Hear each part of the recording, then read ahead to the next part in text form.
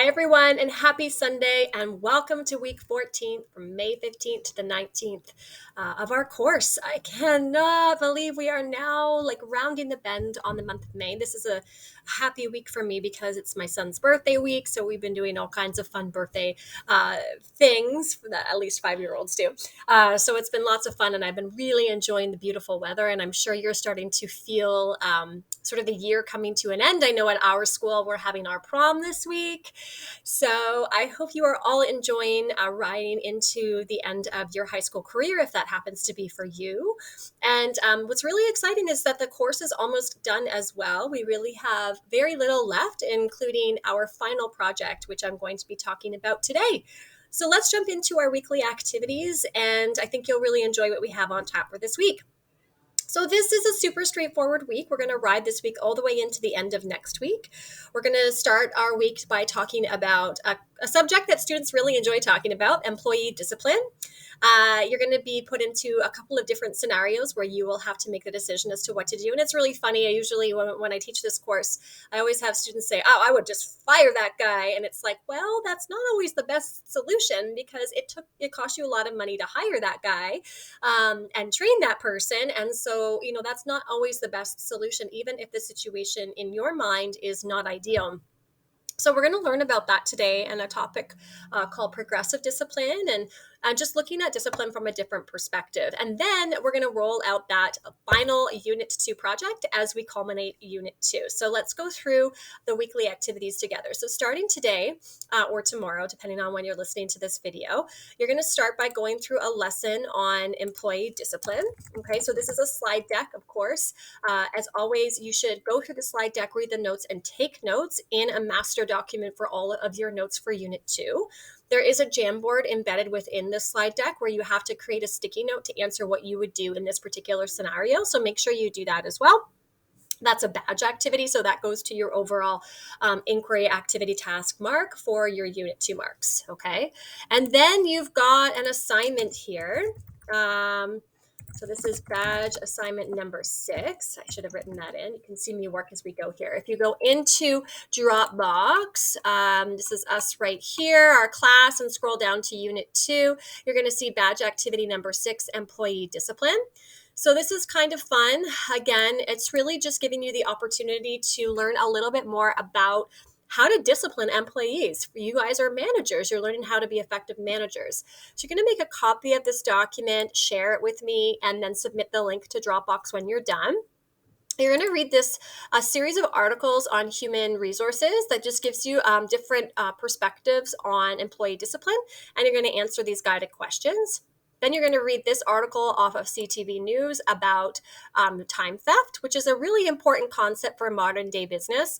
Time theft is a big deal, and it's also hard to orchestrate and manage that. So you're going to learn a little bit about what time theft is and how you can kind of manage that in the workplace. And then you have a case study here. And what I want you to do is just read the case and then tell me in a short paragraph here quickly, what would you do in this situation? What kind of plan would you execute having learned about progressive discipline in your lesson? Okay, so this is your first priority this week because it is due by Tuesday of next week. The reason it's due Tuesday is because you have a long weekend. On Monday, you have a day off, so that's kind of cool.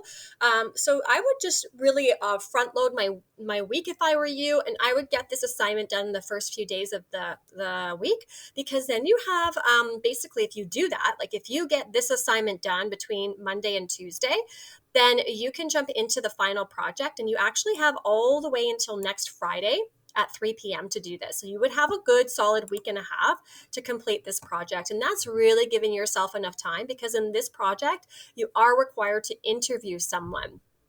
Okay, so it might take some time to orchestrate when you're going to have that interview, assuming, let's say you want to interview a teacher in your school, or maybe you want to interview someone, your dad's best friend who happens to be the manager of Maple Leaf Sports, right? There's someone who has a position of authority or power that you're actually really interested in talking to, but they might need some time to, organize and schedule when that might be. So I would really recommend that regardless of whether you start this assignment, on Wednesday of this week, I would really at least line up that interview and figure out who you want to interview.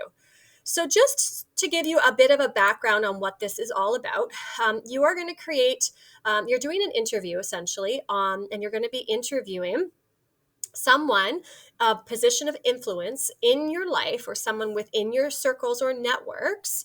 And the series of questions that you're going to be asking them are going to be tied to motivation, stress in the workplace, and like conflict management, and really just understanding life in the modern day workplace today.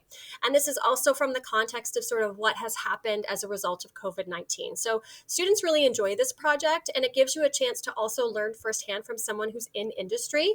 So I would really take this as an opportunity to stretch yourselves and choose someone that might actually serve to teach you something. I'd really like to see, that you do choose someone like that's not like an easy person to interview. So for example, in the past, I've had students interview like their sister who's like 20 and they're working at a restaurant. Not to judge or say that there's anything wrong with that, but in certain situations, you can tell it's more like, well, I just don't have time for this, so I'm just going to interview this person.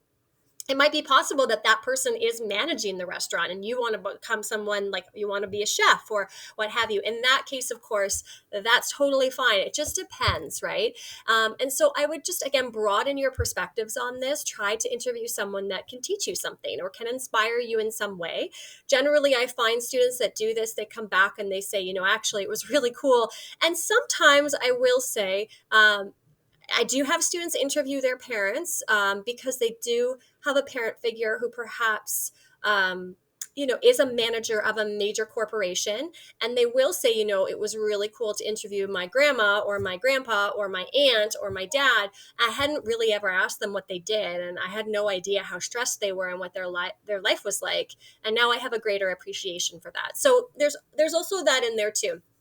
What I will say is do not interview the same person that you did for the task from last week. I know I already mentioned that, but I will just mention that again. Okay, so as far as the interview goes, ideally what we do is you interview this person live. So you would meet up with this person and do an interview, or you could schedule a telephone interview, or you could schedule like a Zoom or Google Meet interview. You could record it live. I've had students, record the interview and then post it to YouTube and just unlist it. I've had students do like a Google Meet interview and just record it, or a Zoom interview and record it, because that way you can just send in the video attached to your project as opposed to having to like write every little thing down. But the details of the project are explained in the following two videos here, okay? So as much as you have this video right now explaining what to do for this week, I would also really stress the importance of listening to these two videos, which further really dive into the expectations of this particular project and how you can put it together, okay? Now, this video started at 2 minutes and 15 seconds. The first 2 minutes are just me blabbing on about the weekly schedule, but it's not relevant because I did that video at a different time. But starting at 2 minutes and 15 seconds, I dive into the project.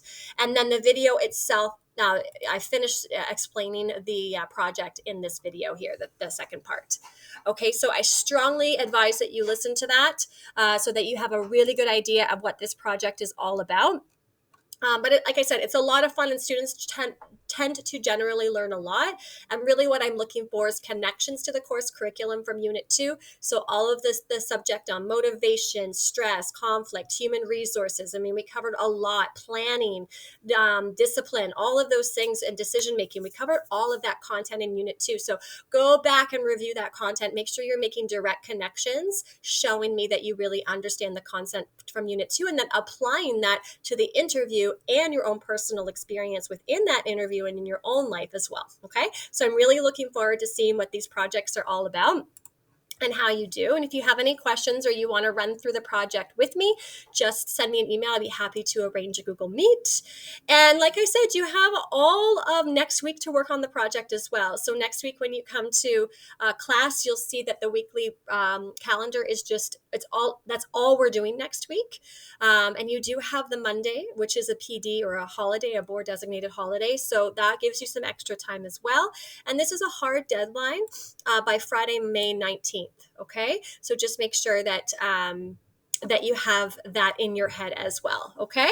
So really easy to pace yourself here, but I would not leave this until the end of the week. I would definitely front load my week with this assignment here, get this done, and then you have a good week and a half to really dig into the project and put your best foot forward. And like I said up here, students that do always end up with a level 4 plus on this project, and it's a great way to go right into that final 30. So just some incentive for you. Okay. Otherwise, if you have any questions, you know where to find me. Send me an email and I will see you online.